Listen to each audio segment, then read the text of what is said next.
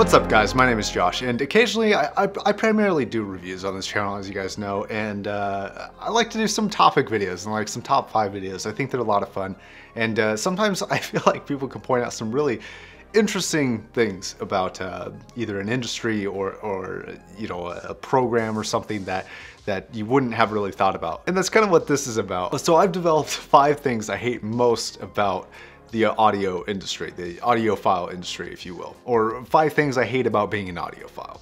And you're probably thinking only 5, but for real, this list was actually kind of hard to come up with. Like, one of them is kind of like, it's kind of not really something I necessarily hate, but I had to make the list 5 because, you know, top 4 doesn't sound right. The first one shouldn't be surprising to anybody, but cost. The cost of devices, and headphones are expensive for a lot of people, but that's not even where like the expensive cost of audio comes from.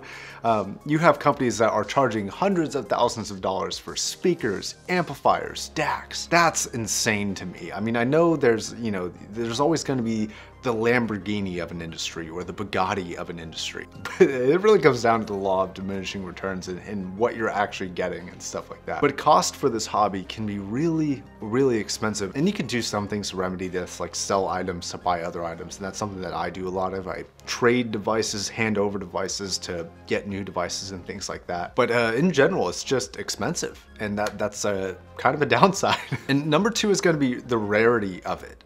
I don't know a single other person in my normal everyday friends, family that are into audio like I'm into audio. They may love music, but they don't really care about audio. And I don't know a single other person in person that I have met that was an audiophile.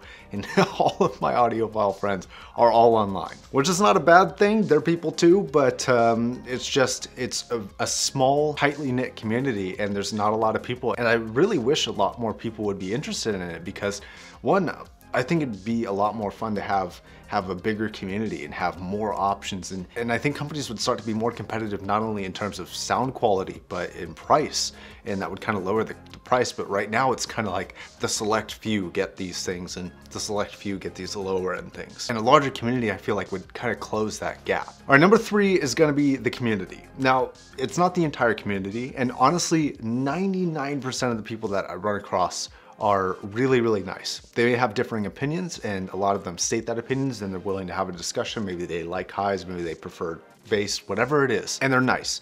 But there's a small part of this community, and we all know it's there, and it's part of the, you know, it's gonna be every community that's gonna be like this. But there's a part of this community that is unrelenting and overly harsh and overly critical. And, you know, if you say one thing like, the sensitivity level is 102 decibels, but it's really 104. And clearly you don't know what you're talking about because you messed up on a statistic.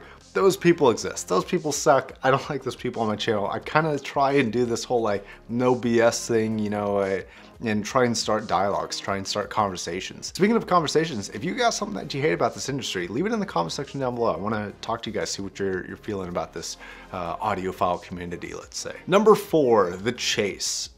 The chase for perfection. Now, that's something that most audiophiles know, because inherently we're going to be critical. We're going to be chasing after a preferred sound signature, and then once you get it, there's something that you try that has a little bit more of this. So you want this headphone or this speaker sound with that included. And so you look for something else, and then it just happens time and time and time again. And really, it doesn't seem like there's an end to it.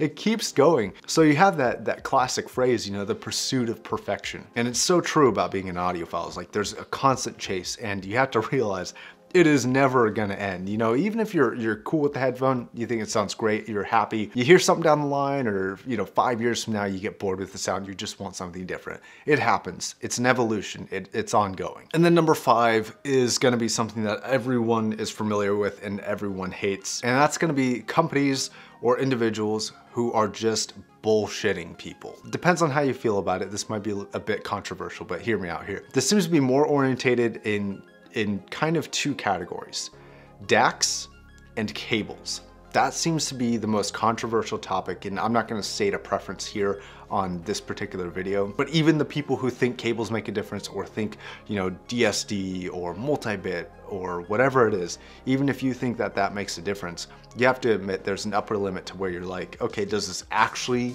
change something? Or am I just imagining it? And this definitely exists in other communities and other hobbies as well. There are sadly companies out there who are just trying to make money and don't really give you what they say they're giving you. And they just put out this bullshit information, and that sucks. It sucks that it's there. And it's known as snake oil. And this is one of those hobbies that, like, you hear that term again and again and again and again and again. And you hear about things being bullshit a lot more in this community than almost any other community. It kind of ties in number 3 in the community where sometimes they think stuff is bullshit even when I personally think it's not, or another group of people think it's not. But this has more to do with the companies that are telling people that they need this to get this result, but in reality they don't. That's gonna be the 5 things that I hate most about being an audiophile. Like I said, I think number 4 was kind of the most, it's not really something I hate. It's kind of funny going and getting new things and stuff like that. But anyways, if you want to support this channel, Patreon, there's some t-shirts and some sweatshirts that I'm selling. And so you can click on those as well as all my recommended items down in the description below. My name is Josh. Thank you very much for watching, and I'll catch you guys in the next video.